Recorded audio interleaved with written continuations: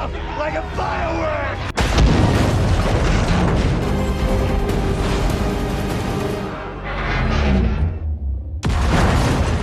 Halo semuanya, apa kabarnya? Semoga dalam keadaan sehat dan melimpah rizkinya, apalagi kalau subscribe channel baru ini. Film ini berjudul Blacklight yang menceritakan seorang agen khusus bernama Travis Block yang ingin pensiun yang diperankan oleh Bapak legend Liam Neeson yang terpaksa kembali beraksi untuk menyelamatkan anak dan cucunya. Diawali seorang aktivis wanita bernama Sofia, dia sedang berorasi tentang kesetaraan ras dan perempuan di depan publik. Ketika ingin kembali ke kediamannya tiba-tiba dia ditabrak sebuah mobil dari belakang hingga menewaskannya.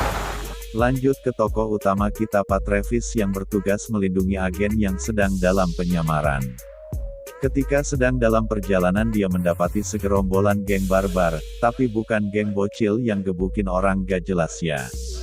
Mereka mengepung Davidson seorang agen wanita yang gak sengaja membunuh salah satu anggota geng tersebut dalam misinya. Dengan pengalamannya berabad-abad dia berhasil mengalihkan perhatian para gangster dengan meledakkan sebuah perahu but menggunakan gas subsidi. Lalu Pak Travis berhasil mengeluarkan agen Davidson dari sana. Kemudian Travis melaporkan hasilnya kepada atasannya yaitu Gabe. Tapi Gabe malah menganggap itu adalah sebuah kegagalan karena Davidson bertindak ceroboh, tapi meskipun begitu, Gabe tetap menghargai kinerja Travis. Travis kemudian mendatangi ulang tahun cucunya bernama Natalie, dia kemudian berbicara kepada anaknya yaitu Amanda tentang keinginannya untuk pensiun, karena merasa cucu kesayangannya membutuhkan sosok kakek terbaik, akan tetapi Amanda meragukan itu karena pekerjaan si bapak ini terlalu ekstrim. Pindah ke kantor media, terlihat dua orang jurnalis bernama Mary dan Jack yang sedang berdebat tentang kematian Sofia pada scene awal tadi, di mana Mary meyakini ini adalah kasus pembunuhan berencana, sedangkan Jack menganggap itu murni kecelakaan.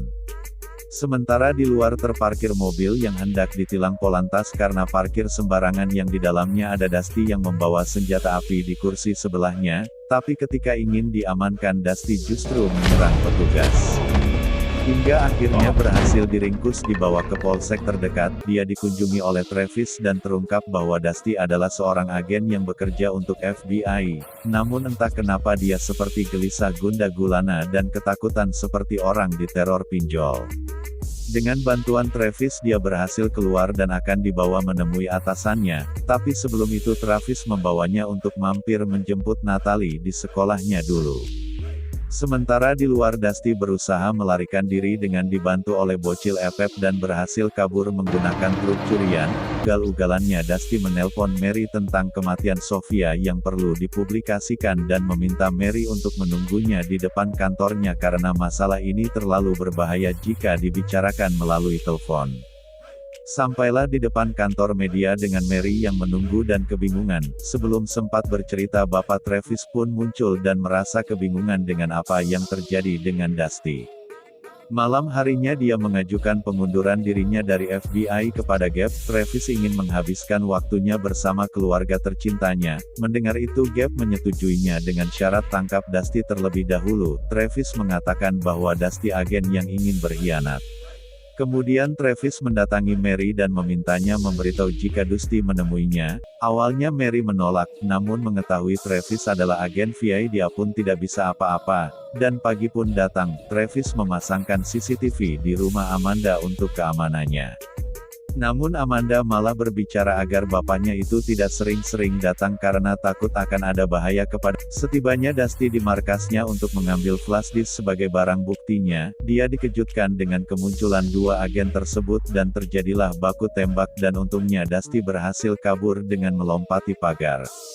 Besok paginya di kantor Mary mendapatkan telepon dari Dusty untuk ketemuan, dan Mary pun pergi diam-diam menggunakan motor, yang tanpa disadari Travis mengikutinya dari belakang, di tengah keramaian. Travis melihat Mary dan Dusty sedang membicarakan sesuatu. Ketika Dusty melihat Travis dia pun berusaha kabur dan menghajar satpam yang sedang berjaga. Dan terjadilah pertarungan yang dimenangkan Dusty karena faktor upah Travis. Setelah berhasil melewati pagar, Travis berusaha mengingatkan Dusty apabila membelot maka akan dihukum minimal 30 tahun penjara. Namun Dusty berkata bahwa dia bosan menjadi agen VI yang membunuh orang tidak bersalah di bawah perintah Gabe dalam misi rahasia. Mendengar itu Travis semakin bingung dengan keadaan ini.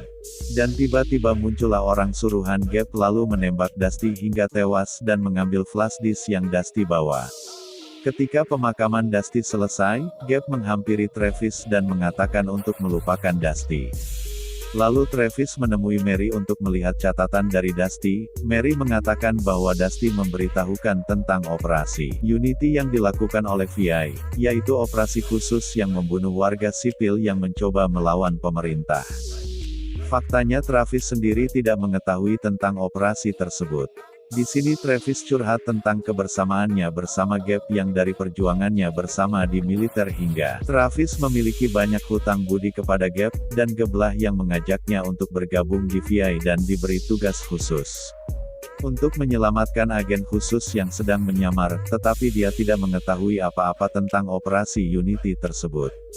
Travis kemudian mendatangi Gabe dan menyanyikan tentang operasi Unity yang membunuh warga sipil tidak bersalah. Dan dengan santai Gabe mengakuinya dan malah mengancam Travis dengan segala kebaikannya di masa lalu, hingga Travis berhenti dari VI detik itu juga. Di lain sisi Jack merilis berita tentang Dusty yang padahal belum lengkap untuk dipublikasikan, dan dia tidak tahu bahwa seberapa besar bahaya yang mengancamnya. Hingga sepulangnya dia pun dikejar dan tewas dibunuh oleh orang suruhan Gabe. Setelah membunuh Jack mereka membakar mobilnya agar terlihat seolah-olah kecelakaan. Setelah kejadian tersebut Mary yakin bahwa kejadian itu bukan kecelakaan, melainkan mirip seperti kasus Sofia yang diyakini Gabe dalang di balik kematian temannya tersebut. Dan di sini temannya mengingatkan agar dia tidak melanjutkan penyelidikan tentang kasus ini, karena jika tidak dia akan bernasib seperti Jack dan Sofia. Di sisi lain Travis mencoba menghubungi Amanda, tapi tidak ada jawaban. Dia merasa ada yang tidak beres lalu mendatangi rumahnya. Benar saja sesampainya di sana CCTV yang dia pasang sudah dalam keadaan rusak. Lalu dia menghubungi rumah sakit tempat Amanda bekerja hingga ke sekolah Natalie namun tidak menemukan jawabannya. Dan akhirnya Travis mendatangi Gabe untuk menanyakan keberadaan anak dan cucunya tersebut. Tapi di sini Gabe menyangkal dan malah kembali mengancam Travis jika ingin melawannya dia akan butuh banyak orang. Malam pun tiba Mary bertemu Travis dan memintanya membuat pernyataan tentang kejahatan Gabe. Tapi Travis berkata bahwa pernyataan saja tidak cukup dan perlu bukti. Travis pun ingat dengan berangkas di rumah Gabe yang mungkin menjadi tempat penyimpanan barang bukti yang diambil dari Dusty. Travis kemudian kembali ke rumah untuk mempersiapkan senjatanya, namun bersamaan datang pesuruh Gabe untuk membunuh Travis, setelah menyisir beberapa ruangan dan tidak menemukan Travis dimanapun. Dan ternyata Travis sudah di luar dan meledakkan mobil mereka dengan pelontar bomnya.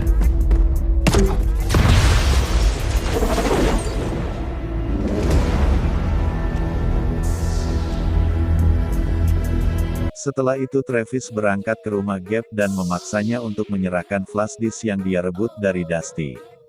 Di saat Travis memeriksa isi filenya, diam-diam Gabe kabur dan memerintahkan anak buahnya untuk membunuh Travis. Setelah mengetahui itu Travis mulai merancang jebakan dengan memadamkan lampu dan membuat genangan air. Terjadilah adu tembak di antara mereka.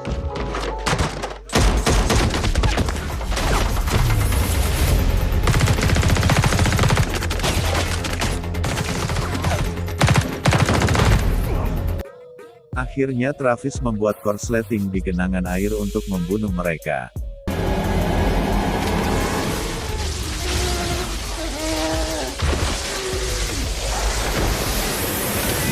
Keesokan harinya Mary mendatangi kontrakan tempat Travis bersembunyi, dan dari file yang didapatnya adalah sebuah video tentang pengakuan Dusty, sehingga terungkap Dusty adalah agen yang diperintahkan untuk memata-matai Sofia, namun seiring berjalannya waktu benih cinta tumbuh dengan nyata.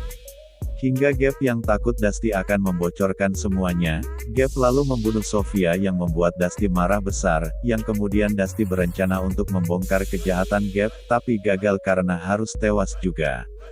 Beberapa hari kemudian ketika Gabe pulang dari kantornya, dia dikejutkan dengan kemunculan Travis yang menyamar menjadi sopirnya. Ketika Travis memaksa Gabe untuk menyerahkan diri, Gabe berhasil keluar dari mobil dan terjadilah baku tembak, hingga Gabe berhasil tertembak. Dan kembali Travis memaksa Gabe untuk mengakui kejahatannya dan memberitahukan keberadaan anak dan cucunya. Singkat cerita, dengan bantuan Travis Murray pun berhasil menerbitkan berita tentang penangkapan Gabe atas tuduhan penyalahgunaan kekuasaan dan pembunuhan. Di akhir film Travis mendatangi anak dan cucunya di rumah perlindungan saksi, hingga akhirnya tercapai keinginannya untuk bersama dengan keluarga dan menjadi ending yang bahagia, dan film pun tamat.